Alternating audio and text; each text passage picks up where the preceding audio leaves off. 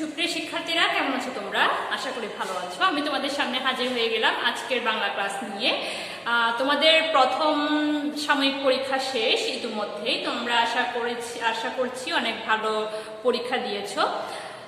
সে আশায় ব্যক্ত করি তোমাদের কাছ থেকে সবসময়ই তোমাদের একটা ভালো ফলাফল আশা করি তোমাদের কাছ থেকে। যাই হোক, কথা না বাড়িয়ে মূল পাঠে চলে যাই। তোমাদেরকে আজকে আমি দ্বিতীয় শ্রেণীর অভিজ্ঞার পড়াগুলো পড়াবো। তো পড়াগুলো পড়ানোর আগে তোমাদের কাছে যে বাংলা বইগুলো আছে, মানে তোমাদের যে বাংলা ব্যাকরণ বই এবং তোমাদের যে কি বাংলা প্রথম পত্র যে বইটা আছে, ওটাও মানে আমার কি তোমাদের যে বোর্ড বইটা আছে সেই বোর্ড বইটাও সামনে রাখবে, এবং বাংলা দ্বিতীয় পত্র যে আনন্দ ব্যাকরণ পাঠটা আছে সেইটাও কি সামনে রাখবে। তো তোমাদের তুমি নিশ্চয় বুঝতে পারছো বোর্ড দেখে আমি তোমাদের কাছে কি পড়াবো, ক্রিয়ার চরিত্র রূপটা পড়াবো। তোমাদের এই অধ্যায়ে তোমাদের এই টপিকসটা আছে। তোমরা ইতিমধ্যে পরীক্ষায় কি ধরনের প্রশ্ন হয় বা কিভাবে আসে প্রশ্নগুলো এবং বই পড়ে এবং ক্লাস দেখে আশা করি এবং পরীক্ষা দিয়ে তোমরা আশা করি ইতিমধ্যেই সবগুলো কি বুঝে ফেলেছো কিরকম প্রশ্ন কাঠামো হতে পারে। ঠিক আছে, তো আমি এখানে যে ক্রিয়া চরিত্র রূপটা আছে সেই ক্রিয়া চরিত্র রূপের মধ্যে দুইভাবে আসতে পারে। একটা হচ্ছে কি, একটা হয়তো টপিকস মানে একটা প্যারা দিতে পারে, যেমন ধর আমি এখানে একটা প্যারা লিখে দিয়েছি, দেখো এইভাবেও আসতে পারে। কিংবা তোমাদের যে আনন্দ ব্যাকরণ পাঠ, এই যে দেখো আনন্দ ব্যাকরণ ও নির্মিতি বইয়ের মধ্যে দেওয়া আছে, দেখো এখানে পেজ নাম্বার 22 চলে যাও। তোমাদের আছে পরীক্ষায় আছে 20 থেকে 25 পর্যন্ত। ঠিক আছে, মানে ভাবুক ছেলেটি পর্যন্ত তোমাদের ক্রিয়া চরিত্র রূপগুলো আছে, মানে তোমাদের যা যা পরীক্ষায় আছে সিলেবাস যা যা আছে সেগুলো তোমাদের পড়তে হবে। তো ওখান থেকে আমি ছোট্ট একটা অংশ তোমাদের এখানে তুলে ধরেছি। দেখো আরো একভাবে আসতে পারে। কিভাবে আসতে পারে দেখো, একটা প্যারা আকারে আসতে পারে, কিংবা একটা আসতে পারে কি একটা বাক্য আকারে। যেমন ধরো এখানে দেখো চোখে তাহাকে দেখিয়াছি, চরিত্র রূপ হবে কি চোখে তাকে দেখেছি, এভাবেও আসতে পারে। তার মানে কি দুভাবে তোমাদের পরীক্ষায় এই অংশ থেকে আসতে পারে। তো কথা না বাড়িয়ে দেখো আমি এখন সরাসরি দেখো আমি এখানে একটা কি লিখেছি, একটা প্যারা লিখেছি। দেখো এটা অবাক জলপান থেকে নিয়ে, এই অংশটা অবাক জলপান থেকে নিয়ে। দেখো পথিক না একটু জল পাইলে আর চলিতেছে না, সেই সকাল হইতে হাঁটিয়া আসিতেছি, এখনো প্রায় 1 ঘন্টার পথ বাকি, তৃষ্ণায় মগজের ঘিলু পর্যন্ত শুকাইয়া উঠিল। ঠিক আছে, আমি এখানে লিখে দিয়েছি, তোমাদের বই থেকেই নিয়া, তোমাদের বোর্ড বই থেকেই নিয়া।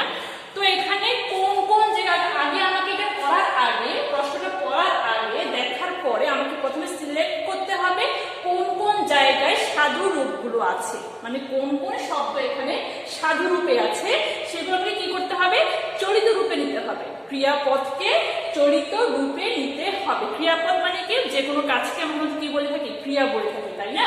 সেই ক্রিয়াপদকে কোথায় সাধু থেকে চলিত রূপে আনতে হবে। তো সেই কারণে কি করতে হবে, কি জানতে হবে, আমাদেরকে জানতে হবে সাধু থেকে চলিত রূপ কিভাবে করতে হয়।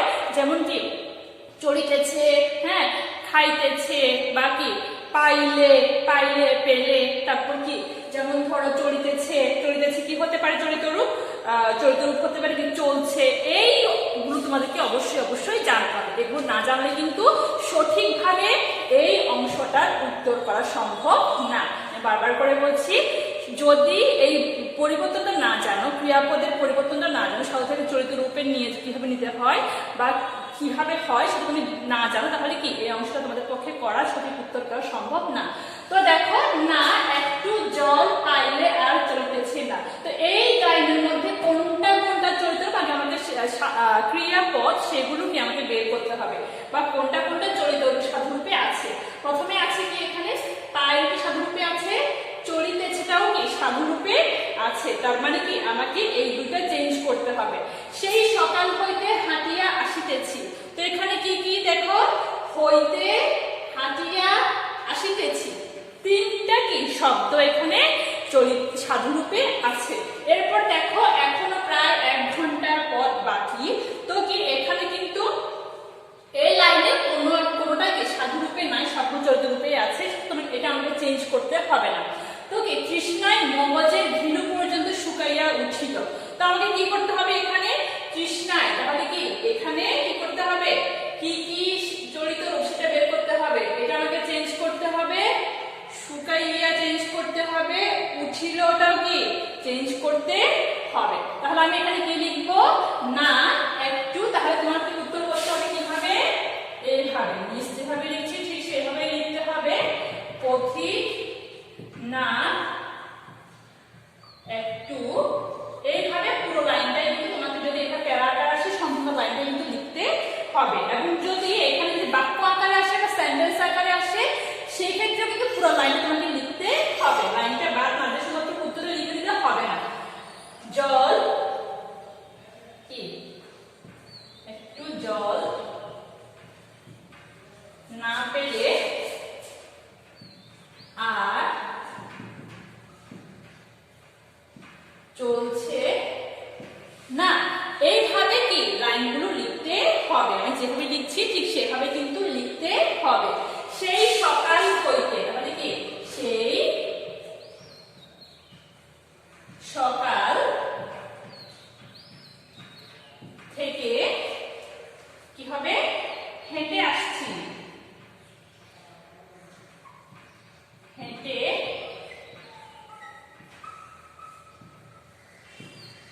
আসছি, 1 ঘন্টা এখনো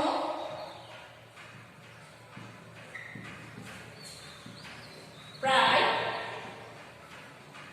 1 ঘন্টার পথ বাকি। ঠিক আছে, এইভাবে কি করবে তুমি সম্পূর্ণ লাইনটা তোমাকে পরীক্ষার খাতায় লিখতে হবে। আমি বাকি অংশ লিখে দিচ্ছি না, বাকি অংশ তোমরা আশা করি বুঝতে পারছো। আমি এখানে যেহেতু লিখে দিয়েছি মুখে বলে দিচ্ছি আমি। তৃষ্ণায় মগজের ঘিলু পর্যন্ত শুকাইয়া উঠিল, তাহলে এখানে কি হবে, তৃষ্ণায়ের জায়গায় হবে কি তেষ্টায়, তৃষ্ণায়ের জায়গায় কি হবে তেষ্টায় মগজের ঘিলু পর্যন্ত শুকিয়ে উঠল।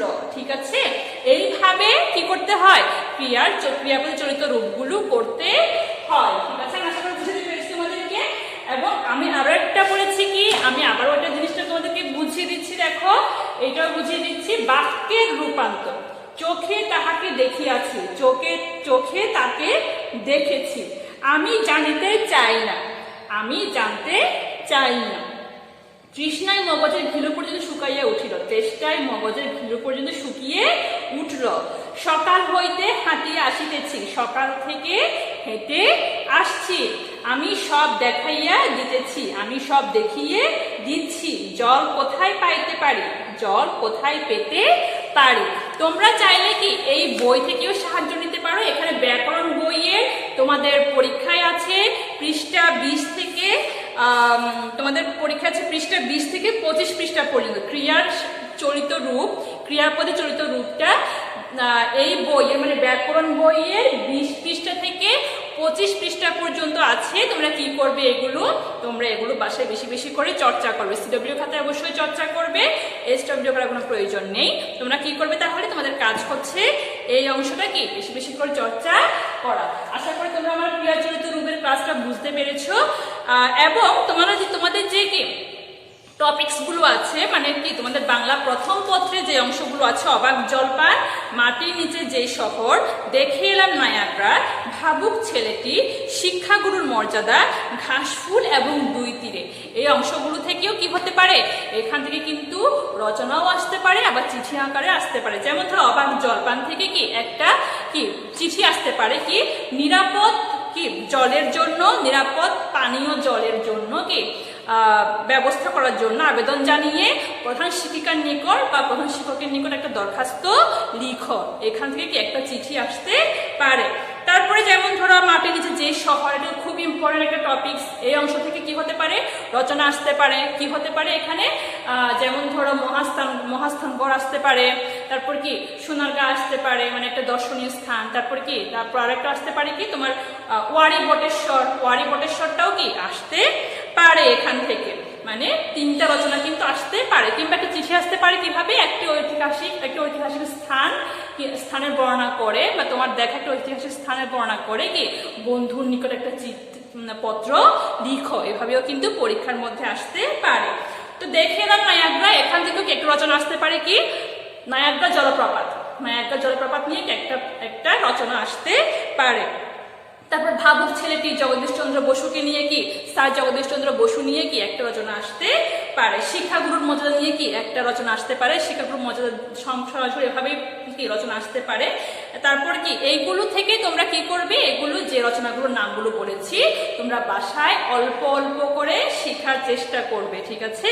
যেহেতু পরীক্ষা কি তোমাদের প্রথম সময় পরীক্ষা শেষ করেছ, এখন অভিজ্ঞতা পরীক্ষা যেহেতু, তো এখন তুমি পিএসসি পরীক্ষা দিবে সামনে, সেহেতু কি তোমাদেরকে এখন থেকে একটু একটু করে প্রিপারেশন নিতে হবে সব টপিক্সের উপর। আশা করি আমার ক্লাসটা বুঝতে পেরেছ। ভালো থাকবে, যারা পড়ে থাকবে। আল্লাহ হাফেজ।